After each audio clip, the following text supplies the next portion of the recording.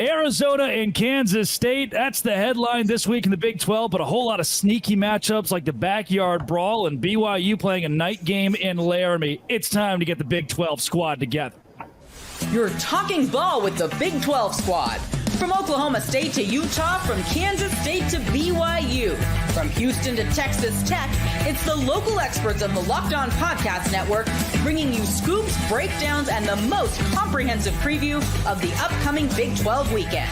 Buckle up. It's the Big 12 squad, and we have a seat for you. No hurt feelings and thin skin allowed. Squad up. You're part of the Big 12 squad.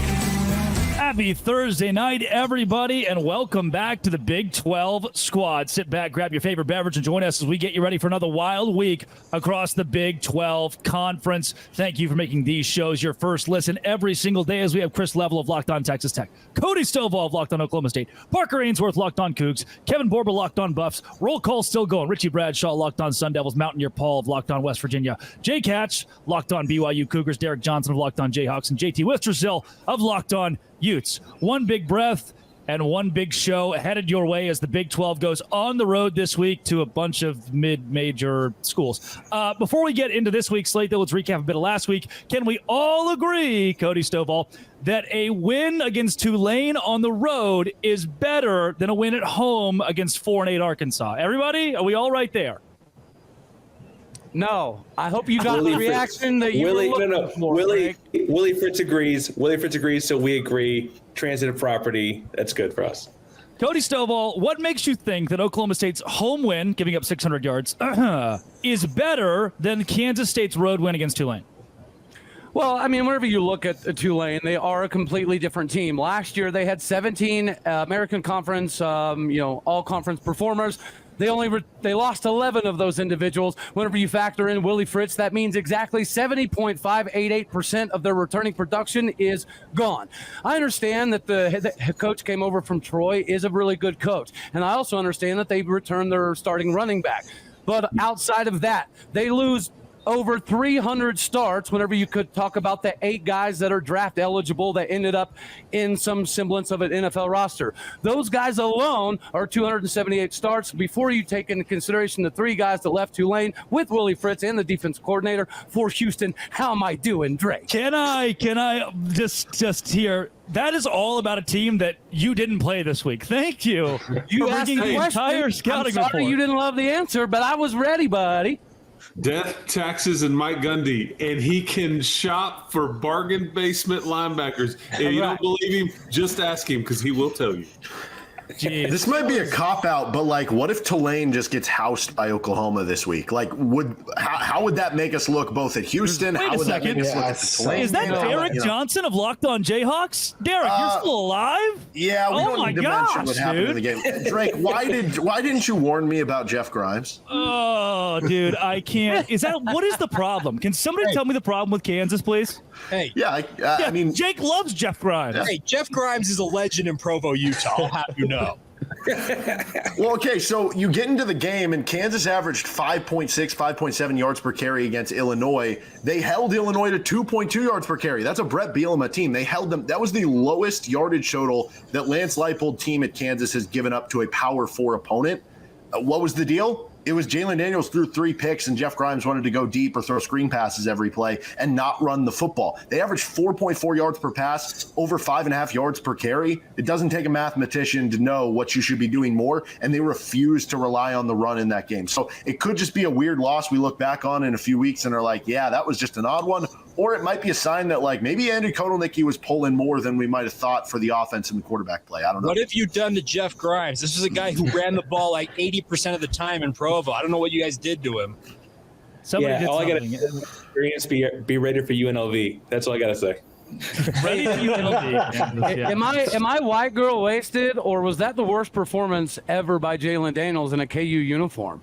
He just looked like a completely different player. He looked lost. He looked confused. He couldn't get his platform set right. He was throwing against his body all day.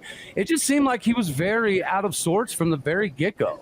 No, I agree. And that's been the conversation all week. Nobody knows. It's have all the injuries added up? Is it that he hasn't played in a while? He's shaking off rust? Is it a Jeff Grimes thing? I don't entirely know. And that's what's scary, because it's if Jalen Daniels isn't the guy that you think he is, this offense is going to be very different. The season is going to be very different. And that's why this week, I mean, UNLV is a good opponent. KU beat them in the bowl game. I don't know if that helps or hurts you here in this go around, but it's one of those where it's like, if KU doesn't perform against UNLV, all of a sudden fans are going to start changing their expectations to just, can you just make a third straight bowl game versus if Jalen does look like the guy we've seen on the bigger sample size, maybe it's back to like, okay, new season, Big 12 play. You know, Texas was tied with Wyoming in the fourth quarter. The Oklahoma State, South Alabama game. K-State lost to Tulane a couple years ago when they won the Big 12. It'll just be, you know, whatever. It's just a weird loss early in the season. Yeah, I would stress that we're all going to agree that UNLV is a very, very, very good opponent. We're all going to believe that. I do want to pitch it to Kevin Borba. Again. Yeah, was the Kelly Leipold thing real? For those who need context here, apparently the Kansas coach's wife tweeted that she wanted more fan support. Derek, to our local expert, Derek. Yeah, actually, nobody knows. I actually have gotten texts from people like in the media who have literally been like, should we like FOIA request Twitter? How is that going to go? But I don't know. Probably just get shut down. I was going to let Kevin Borba talk about Colorado this week, but Dion called me and said, don't let anybody speak on our football team whatsoever. We are going to do things our own way, and nobody gets to have an opinion, period, except for us. Let the band play, Dion. Let the band play. What if we can we play the rap song first and then let Borba talk? Maybe. I could give you the full breakdown of what the whole – they released a statement because that's how dramatic it was. No. It goes, Shador Sanders snippet of Perfect Timing, which is the song. If you like it or not, it's not one of my favorite rap songs. And then it goes Glory, Colorado, and then they kick the field goal, and then they play the fight song, is what their statement said. Now, granted, no one was paying attention because I didn't realize that many people cared about a song after a game. But when the New York Mets did it, no one cared because they have that guy with. They don't have a fight song. They don't have the band. You've got a whole. They got 17-year-olds sitting in the stands waiting to play the tuba because their team scored when they do score. The Mets have a guy with a trumpet. I mean, like, who doesn't have a guy with a trumpet? But I mean, the students wanted. It's perfect time. I don't know. I feel like Colorado has a lot more to worry about than what song they're playing after touchdowns because against Nebraska, the fight song, Borba, the fight song. It's pretty clear. Do you have a bottle of bourbon you keep like a Bob Euchre in Major League? Like you just before every show. I need one talking to you because realistically, we're talking about a fight song when Colorado just got absolutely embarrassed by a Nebraska team they boat raced last year, and all they did differently was add a freshman quarterback. So, hey, real quick, can we just talk about how crazy it is that Utah beat a Big 12 team and it doesn't count for absolutely anything this weekend? Like, isn't that Utah wild? beat a glorified mid-May. We can all agree that Tulane is better than Baylor. Tulane is better than Baylor. We can all get behind that one. Better than Baylor. Yeah, JT, to your point, UNLV is really good. Probably the game of the week in the Big 12 this week with Arizona and K-State. That doesn't count either. Like, what's up with? I know it's so weird. And it hurts the league because somebody terribly. Yeah, absolutely. I think you're especially in a midweek game. Like I would much rather that game be on a Saturday where it could be the center spotlight, and it's not only a weekday game, but like you also said, it doesn't count for anything in the conference standing, which feels like a real missed opportunity. I know the scheduling made it challenging, but it feels like a rare point where Brett Yormark did miss the mark to me. Well, this was effectively Utah's easiest game on the schedule, so I would, if I was you, I would not complain. If I was Arizona or Kansas, their easiest game. One of those two teams is going to be effectively eliminated from at-large in the college football. We still get to play. We still get to play Houston. No offense, Park. Sorry, Park. Which Houston, Baylor. After watching that Baylor, again, UNLV is a very good team. UNLV is very good. UNLV is a very good team. Drake, I don't want to derail, but real quick, I wanted to ask Kevin, can you explain the Shador walking off the field with like 2.5 minutes left thing before I unload on Colorado on my show? Can you tell me? I don't know. That was weird, man. There's a lot of things to unload about on Shador Sanders. How he answered that question after the game about the rushing attack. Didn't love that. I feel like if you want to unload, that'd be the thing. What I wouldn't unload on is him walking off the field. He wasn't the only player. Him and another guy who are injured were both walking off the field to go get checked out in the locker room is what we were told. So there's a lot of things to be upset with. I think a selective picture is probably not the one. I just don't think outside of Parker, most people don't know who Chidozie is. So he also was walking off the field, but they were going to the locker room. But yeah, there's a lot of things to be outraged about. The band, what song they're playing, the hatred for CBS. Yeah, there's a lot of. I would avoid that one though. That's like the least of my concerns. Let's stay right there though. Coming up, Colorado gets Colorado State this week, and I picked the Rams. They're the Rams, right? They're so irrelevant. I don't know if I know they're the Rams. I picked the Rams to win. Let's break that down and give our predictions for this Saturday's games. That is up next right here on the Big 12 Squad. Today's show is brought to you by FanDuel. FanDuel's where I went last week and said, hey, BYU is plus 335 against SMU. I think I'm going to put some money on this. And guess what FanDuel said? BYU won, so we're going to give you that money. You've heard us talk a lot about FanDuel, America's #1 sportsbook, so they have something a little bit different for you as well. Now through September 22nd, all FanDuel customers can bet $5, get a 3-week trial for free of Sunday ticket, NFL Sunday ticket from YouTube and YouTube TV. Then with the YouTube TV base plan, you'll be able to watch every regular season Sunday afternoon at a market game. All you need is a Google account and a current form of payment, and you can cancel anytime. Visit FanDuel.com to download America's #1 sportsbook. That's FanDuel.com. Download it today. Back here on the Big 12 Squad, a whole lot of weird games this weekend. Our conference travels to Oxford, Ohio, Tulsa, Oklahoma, Logan, Utah, and Laramie, Wyoming. But maybe the one that is the most dangerous is when Colorado goes to Colorado State and Fort Collins. Kevin Borba, the 1-2 Colorado Buffaloes going into Big 12 play. How do we feel about the Buffs after 2 games now going into the staunch confines of Canvas Stadium? Let's relax. They're 1-1 on the year, first of all. The Colorado State game hasn't happened yet. No, I think the Colorado State game will be a very good judge of how good or where this team is at. Realistically, well, then what were the first 2 games? Bad judges? No, I mean we'll see how they handle opponent they should beat handily. Like that's where we're at. Realistically, I just want to know if 2 guys are going to go bowling like the week after the game because there was an unfortunate. Hopefully, there's no death threats this time. Yeah. I mean, hopefully we keep the death threats to a minimum. Realistically, the Nebraska game was a test of how good they do against teams that are going to be good, and they did terrible. So. What does that say about Colorado? Well, one, I think Pat Shurmur is already a problem, which if you're a fan of the Denver Broncos, if you're a fan of any coach or any team, that he's coach, you knew this was going to be an issue. They were the worst running team in the country last year, and somehow their numbers are worse. So let's just factor that in. And then also, they're very much a vibes team. I hate to be like the vibes guy, but when you go 3-and-out on the first drive and then throw a pick 6 the next, the vibes were down very quickly, and they could not respond because they have no ulterior plan outside of throwing the ball 50 times a game. So I think realistically they should handle Colorado State despite Drake's prediction. But if they don't, then I just think we're going to have a lot more problems. I think we'll start talking about the future. Will Shedeur opt out? We're going to be talking about a lot of things. He wants all of us to play offensive line next week. Oh my gosh! Hey, I just like to point out. Last week I said the line. I had questions about it. I got a little pushback. Can I get a little cookie or something? Yep. No. The line is if you beat Illinois, maybe. Better. The line didn't push that. That was good. That was good. Big Bird. Hey, the good news, KU gets Colorado late in the season. I don't think Shedeur Sanders and Travis Hunter will be playing. They'll just have opted out by already looking past Daniels, a very good team. Can we do? I'm sorry, Richie. I'm going to do this to you. You're not Vanderbilt, but this kind of feels like the lovable loser. You're like, oh, hey. You're here and you're really good all of a sudden? I love that Arizona State blew the brakes off Wyoming and then beat an SEC team, like handedly beat an SEC team for 3 quarters last week. You've been awful quiet down there. Come and cash some happy checks, big guy.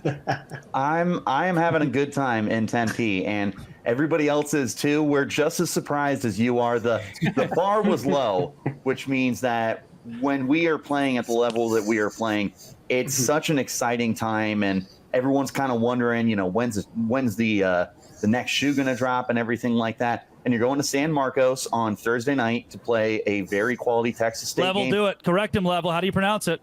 It's San Marcos, and then this is the Party School Bowl. That's what it is. I mean, it's the Party School Bowl. People who know, that's real. People who know, that's the Party School Bowl right there. I mean, applause for everybody, man. Get after it. Well, ASU is certainly going to be hitting up Mill Avenue by halftime, which is what they've done all year long. Got to find a way to keep them in the stands, but it's very easy for them to get distracted when partying is in their nature. True. And it'll Hey, be Drake. Raucous Drake, Wednesday really, night. Hello, Drake, JT. really quick. Can we talk about something? With all of the best teams in the Big 12 looking extremely shaky last week, I feel like Utah clearly cemented themselves as the team to beat. Yes, Cam Rising got hurt in the game. It's a little wrist injury. If he would have to play this weekend, he would. If this was a big game this weekend, I've been told by people close to Cam he would play. Like, I've been told that too. So this Utah team, clearly to me, they have blown out the teams that they are supposed to blow out, and I have not seen the other teams take care of that. Before Cam got hurt and left the game. When Cam got hurt. Before Cam got hurt, yeah. I mean, we don't want analysis. I had never had a girlfriend before I had a girlfriend, and then I got a girlfriend. Oh, my gosh. It's a pretty pivotal thing. What? 2 words, JT. Uno doctor. You remember what happened last year? I know. He was warming up against Baylor This in week feels 2. different. He was on the sideline. He was happy. He even said it was as much. Jake, you're absolutely right. I still have PTSD from last year. But Utah has beaten the teams they were supposed to beat handedly. And yes, when Cam gets hurt, obviously Utah isn't going to be a juggernaut. But when Cam has been healthy, this team has looked as good as they're supposed to be. Baylor had negative yardage for most of the first quarter. The Utah defense is the best individual unit in the Big 12 currently. What happened after the first quarter? Did something happen after did they play 3 more, or did they stop? I said Cam got hurt. Cam got that was good. Cam got hurt, and the offense tailed off. But as I said, this isn't a major injury, and I do want to get your thoughts on what I said about the other thing. I think the Utah defense is clearly the best overall unit in the Big 12 based on what we've seen so far. Yeah, I could have told you that. I think the point, before I interrupt Drake, I think the point Drake's missing is this point. Cam has a medical degree and can take care of himself. That'll really speed up the process, and he'll be okay. So. He's older than I am. Cam Rising, older than me. You're going to walk. He's also older than me too. 4 years older than me. I don't know if you can walk into conversation and be like, "Oh, the top teams in the Big 12 look shaky except us." My brother, you looked early so shaky. How did we look? We looked completely fine until Cam left the game. So, and with this is a minor injury. Didn't Cam Rising point favorite and won by 11 against a putrid Baylor team? Oklahoma State and Kansas State and Iowa State all got better wins than you this week. Kansas no, State that's fair. But then Iowa State's messing around week 1, and that game was still close at various points. Houston in that game. lost. Utah hasn't really been close with Cam healthy, and once again, it's a minor injury. So I feel like we've seen Utah play at a level higher than any other team in this conference so far. This is so JT, you can have. You guys are all coming out after. You have to take a turn getting a punch in on me. It's coming every direction. I deserve it. But just like take a second and. Can we get somebody in graphics to make that a quote card from what Parker just said? Because that was legendary. That was good. I mostly pick on Baylor because Drake's here on his own because Cam is not here. And yeah, the guy who was like, "Sure, guys, I'll be there," and then 30 minutes pre-show. Yeah, maybe not. We're not very good at football. I'm just not going to. Let's not act like the Kansas State win was good. They got bailed out by a pass interference call on a touchdown. Hey, Borba, they won. We can't time out. I'm sure Chris. So did Utah. Y'all are roasting Utah. You were saying they had a better win. They had a lucky 100%. win. No, they won the game. Win? Kansas State had a better win than you. Yes, they beat a more quality team on the road. Tulane is better than Baylor head to head. Drake, didn't you say Baylor was only going to win 3 games? I feel like they're going to win more than that. No. After playing this team, I guarantee you they're going to be this is more good Utah defense than it was bad Baylor offense. I think it's the same problem with you and Cody this week. Because you're like, oh, man, that team we played, they're a lot better than I expected. Yeah, against your own team. You ever thought about maybe you made them look good? Oh, well, we did not make them. Did you watch the game? They had negative yardage in the first quarter. The difference between me and JT is I gave you a logical reasoning as to my statement. What JT is simply stating, if we all watch the same game to win a conference title, you probably have to have depth. I'm not done talking yet. Utah doesn't have enough depth to win the conference. Do you have talent? Yes. Do you have enough depth? No. We just watched the daggone football game where you didn't have enough depth. You got my name popping out. You did that, JT. I can't help it that camera. Yes, go. Utah plays UNLV. They're a good team. We'll see what happens. Really quick. Since apparently this didn't turn into math class and we need numbers. 7th ranked defense in the country, clearly the best in the Big 12. The only defense in the Big 12 not to give up 100 yards rushing or 100 yards passing in a game yet. They played some inferior opponents. What did they do? The Utah defense is taking care of business. Van Fillinger, Connor O'Toole, top 2 pass rushers on this team, 1 and 2 in sacks. Is that better for numbers? It's a shame that there is more than just defense in a football game and that offenses have to play well. Congrats on your scored 23 points against Baylor. But they're much improved on defense, aren't they? Against you, they were. Coming up, let's get a prediction from everybody on this. We were supposed to do it in this segment. Coming up, let's get a prediction on this weekend from everybody. We're going to keep it to 30 seconds or less on the Big 12 Squad. Today's show is brought to you by LinkedIn Talent Solutions. Look, if you see a good tweet from @LOBig12 on Twitter, it wasn't me. It was my intern that I hired from LinkedIn Talent Solutions. LinkedIn is not just a job board. It helps you hire professionals that you can't find anywhere else. Over 70% of LinkedIn users only use LinkedIn. 86% of small businesses get a qualified candidate within 24 hours. Hire a professional like a professional. 2.5 million small businesses use LinkedIn for hiring. Post your job for free at linkedin.com/lockedoncollege. That's linkedin.com/lockedoncollege to post your job for free. Terms and conditions do apply. Visit linkedin.com/lockedoncollege today. It's prediction time. We've not heard enough from the guy who's got the backyard brawl this week. Mountaineer Paul, is your team good now? 30 seconds on West Virginia and Pitt this weekend. I mean, it's a good question. I think it's going to answer a lot of questions. Pitt's not exactly world beaters. They scored 22 and answered in the fourth, which was wild against Cincinnati. Holstein was 4 for 11 up until that point. Went 10 of 11 in the fourth quarter of the game. Kudos to him. I don't think Pitt's a good football team. I think we smash them this weekend. I really, truly do. John Denver rules. Yep. Yeah. John Denver rules. Love it. Our pass defense is definitely suspect, though. Richie Bradshaw, let's go more in chronological order now. Arizona State, Texas State in San Marcos. Arizona State is a 1.5-point favorite against G.J. Kinney's team. Give me your prediction this week. I think it's going to be a slugfest. Excuse me. The way that ASU wins this game is to continue to suffocate the run, which over the first 2 games, they have not allowed 100 combined rushing yards to their opponents. For what it's worth, Wyoming can run the football. Mississippi State has Blake Shapen. It's not like they're playing nobodies. Obviously, there's still a lot to prove. In the meantime, you've got an offense that's kind of anemic through the passing attack, but you can run the heck out of the football with Cam Scattaboo, who just won the Doak Walker Player of the Week award. Give him the football. Allow Sam Levitt to play game manager, suffocate on defense. You have 4 turnovers on defense, 3 touchdowns on those 4 turnovers. There's a way to win this game. You just need to pound the rock and somehow slow down a really good Texas State running game. Yeah, Blake Shapen is one of the quarterbacks of all time. Thank you, Richie. He sure is. Cody Stovall, locked on Oklahoma State. Going into Tulsa this week, I just want to put it out there. Alan Bowman didn't look very good to me. I don't know about you, but I still think Oklahoma State is a 28-year-old, somehow older than Cam Rising.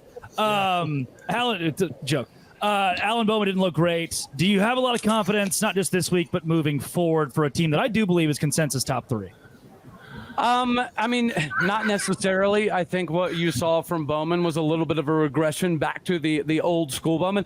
Chris, I don't know why you're laughing. You are here to talk about. I love me some Alan Bowman, man. I mean, throw a flag on me. I mean, come on. Boom, boom, boom, boom. Here's what I'll say is there's 2 teams historically that have been able to shut down Ollie Gordon. That is Texas and Arkansas. Thankfully, Tulsa is neither one of those ball clubs. There has to be an emphasis. We have to figure out how to run the ball again at some point in time, or this season is not going to go the way we need to. This has to be the game that our offensive line has to stop playing like a Charmin extra soft toilet paper and run somebody into the ground. It has to be this day. I'm going to say 44-21 Cowboys. Cody, you forgot to say Utah in 2 weeks for shutting down Ollie Gordon as well, but you'll learn. It's okay. You better hope and pray Cam Rising is healthy, buddy. I promise he is. I promise. North Texas, Texas Tech. Chris Level, I saw today the entire defense for the Red Raiders is out. Are you going to be at the game? Are you okay? Are you also? Holds up a sign that says, I hope both teams have fun. North Texas has a good offense, Chris. Will anybody be available on defense for Texas Tech? Yeah, I don't know, man. I mean, like, can we just get a redo and start the season over? This is I feel like I'm jealous. The word of the day is jealousy from most of you guys. This is not been a good start of the season. North Texas, actually head coach Eric Morris played wideout for Mike Leach at Texas Tech. They throw it all over the place. Chandler Morris, who was at TCU in Oklahoma. I think he's throwing it for about 380 a game. Who knows? I mean, take the over, say a prayer. Hopefully the Red Raiders will quit turning the ball over, quit committing penalties, but need a win. We got the Sun Devils coming in next weekend, or a week from Saturday, and then the Bearcats the week after that. So you got 3 straight home games, but better make some hay, folks. 3 straight losses. That's crazy, too. Oh, tough. I mean, I deserve all the smoke. I'm sorry. I can appreciate the fact that Texas Tech decides to put out these injury reports so we know exactly who's not Oh, playing. my gosh. Yeah, BYU gives you nothing. Please let there be JT, injury reports. JT, you get 15 seconds because it's Utah State. Utah's going to blow out Utah State's going to be 38-7. Utah's former quarterback last year, Bryson Barnes, actually may start in the game. Kind of weird, but Utah's going to blow them out. It's not going to be a game. And then all sites will be on that matchup in Stillwater the following week. Can't wait to go. I have seen Bryson Barnes play college football once in my life, and play is a very strong word. Colorado and Colorado State. Kevin Borba, you've given a bit of a prediction. Give me the full prediction. Yeah, I think Colorado's going to win 28-14. I think they just have a lot of problems in the trenches still. Defensively, they haven't gotten to anyone at all. And offensively, they kind of got embarrassed by Nebraska. So there's going to be a lot of people tuning into this game like there was last year. There was almost 9 million people watching. And I think we're going to see a very weird and ugly win. But I think Colorado State is a bad football team. Yeah. Parker, for you, it's an old Josh Pate-ism. Never play a food. You've got Rice at home this week, and you're a 4-point favorite. Will Houston get its only win of the season? If it were only about eating rice, I think it would be a lot more than a 4-point favorite. I think that, truthfully, Houston feels weirdly good about where they're at. There's a world where they played 2 playoff teams between UNLV. If they can beat Boise, could be the Group of 5 team in. If you told me Oklahoma was the 4th best you SEC love UNLV. team. You really love UNLV. Arcadians for life. I like, I think that Houston's feeling good. I got to be honest. Houston lost to Rice last year. Felt like a nail in the coffin for the Holgerson era.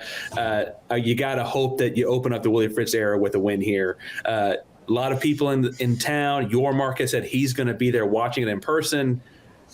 A lot could be on the line this weekend for. Why would he ever do that to himself? Please, no. It's a beautiful city with great food, including lots of rice to eat. Jake Hatch, we are going right to you. BYU at Wyoming. Never play a night game in Laramie, but this Wyoming team stinks. Hey, so long as BYU avoids the urine bombs that Wyoming fans are sure to throw at their sideline, I think they'll be okay. That's the biggest thing with this game. Shut down the rushing attack. You already heard Richie talk about it. Arizona State shut it down.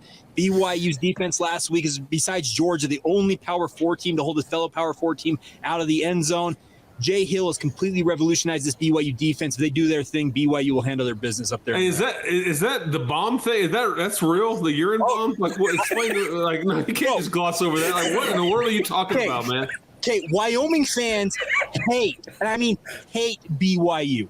FU BYU is a constant chant up there when BYU shows up in Laramie. My dad has been there when inebriated white Cowboy fans peed over the railing onto BYU walking out of the locker room. There have been urine bombs thrown from the stands onto players on the sideline. Like in a balloon or a bottle or what? I mean, what are we talking? In a balloon. In a balloon. You're a little too interested. I love how Don't get any ideas over there in Lubbock. I went to Laramie. They have tortillas in Lubbock, and he is so. Yeah, Chris is going to start soaking tortillas in urine now. Good job, Jake. I'm trying to learn, man. BYU has won.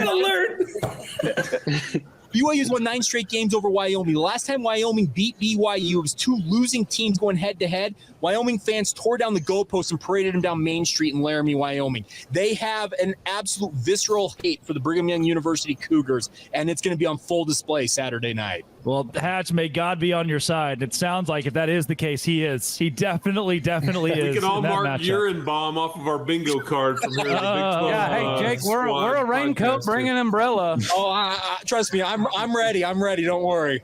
Oh, goodness. All right. Well, Chris Level's got to get back to crying. Thank you guys for joining the show this week. Chris Level of Locked On Texas Tech, Cody Stovall, Locked On Oklahoma State, Parker Ainsworth with the Coogs of Houston, Kevin Borba in Colorado, Richie Bradshaw of the Sun Devils, Mountaineer Paul of Locked On West Virginia, Jake Hatch of BYU, Derek Johnson of Jayhawks, and JT Wistersill of Big 12 champion. Did you change the script? Thank you. Of the Utah Utes. And follow, subscribe to your favorite Locked On Big 12 podcast. We'll be covering your favorite team every day throughout the season. Don't forget, I'll have you covered the entire network on Locked On Big 12, part of the Locked On Podcast Network, your team every day. See you with the Big 12 squad next week.